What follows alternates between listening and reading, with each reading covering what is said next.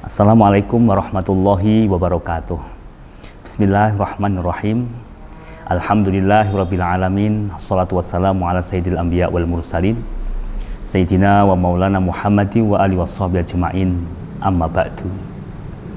Para sahabat-sahabat yang saya hormati, pada kesempatan kali ini kita bersama-sama akan mengkaji satu masalah fikih, yaitu tentang thaharah.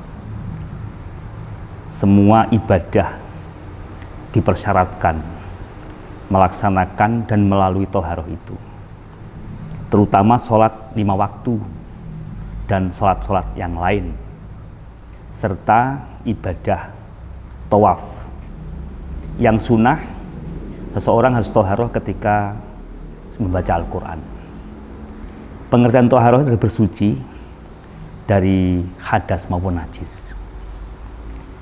Kalaulah kita sedang berhadas ataupun bernajis, maka kita wajib bersuci. Kalau sedang berhadas, berarti harus menggunakan wudhu atau mandi besar. Kalau kena najis, maka harus dihilangkan menggunakan air. Pokok untuk menghilangkan hadas dan najis itu adalah dengan air.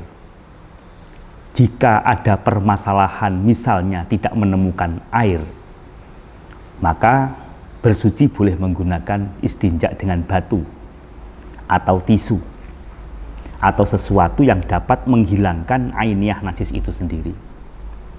Kalau permasalahan menghilangkan hadas, baik besar maupun kecil, kalau tidak menemukan air dan toh ataupun ada air tapi digunakan untuk minum, maka kita bisa menggunakannya dengan bertayamum.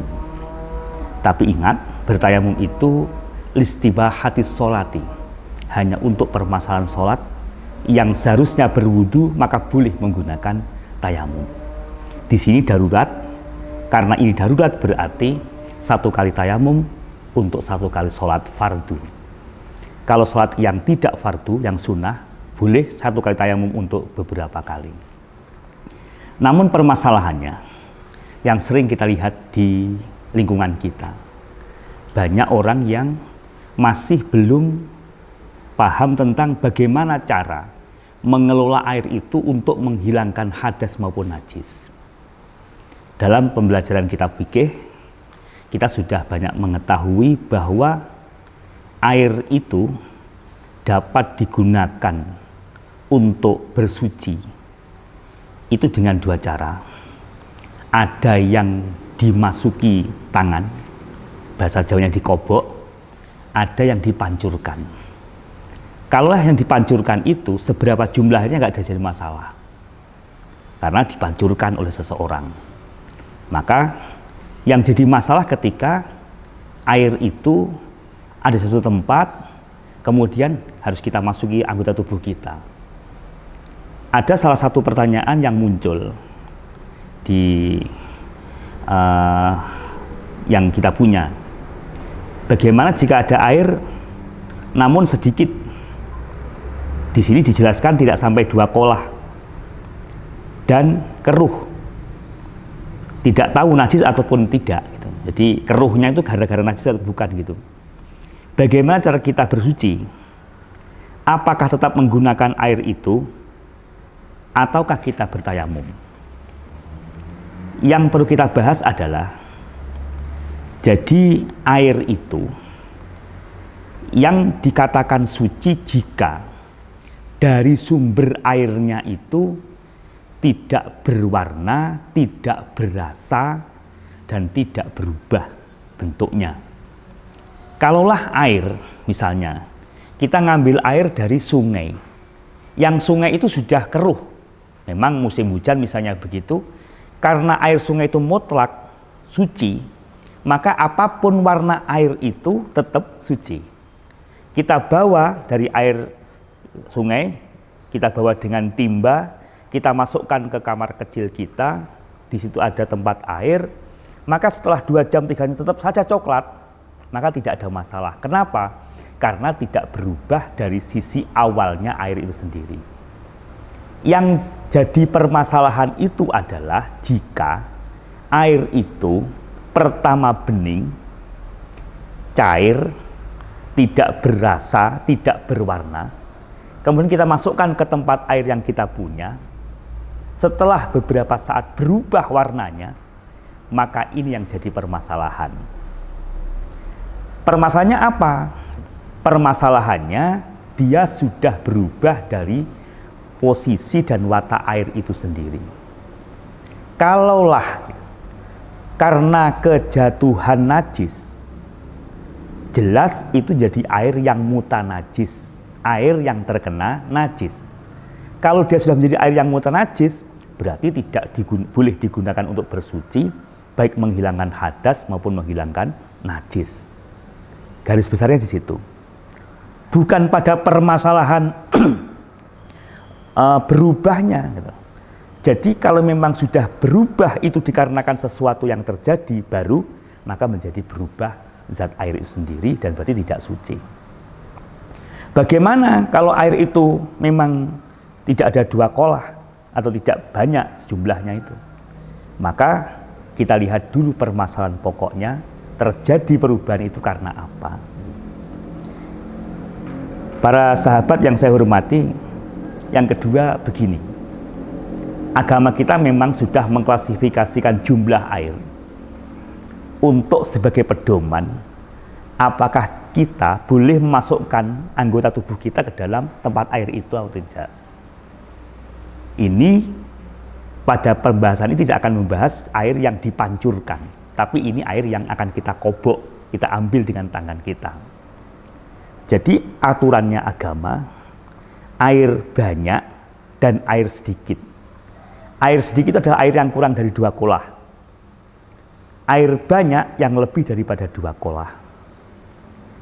Pengurus PBNU telah membuat satu kesepakatan bahwa dikatakan 2 kolah itu jika air yang ada di tempat itu seandainya ditimbang itu sekitar 270 liter. Banyak 270 liter itu.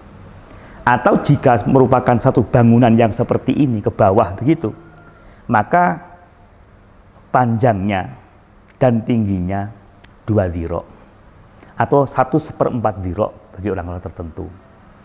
Nah, kalau disentimeter kan berapa itu? Sekitar 97 ataupun 98 cm. Jadi sebetulnya air banyak itu juga nggak terlalu banyak sekali gitu. Karena hanya pada ukuran 97 atau 98, ke bawah juga 97 dan 98. Kalau air sudah penuh, kita dapat mengambil air itu dengan tangan kita dan tidaklah terkategori mustakmal maupun tidak terkategori sebagai air yang boleh digunakan untuk berwudu atau bersuci. Bagaimana seandainya air yang sejumlah itu tadi sudah lebih daripada 2 kolah? Ini masuk pada pertanyaan pertama. Gitu. Jadi pertanyaan pertama berkata begini, jika akan berwudu untuk air yang ada di bak mandi itu kemasukan kotoran cicak, bagaimana hukumnya?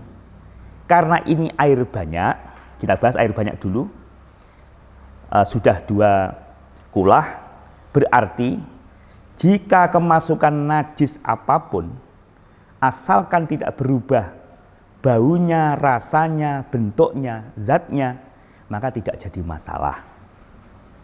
Bagaimana kalau yang berubah itu tingkat kekentalannya? Pertama kan sangat cair air itu.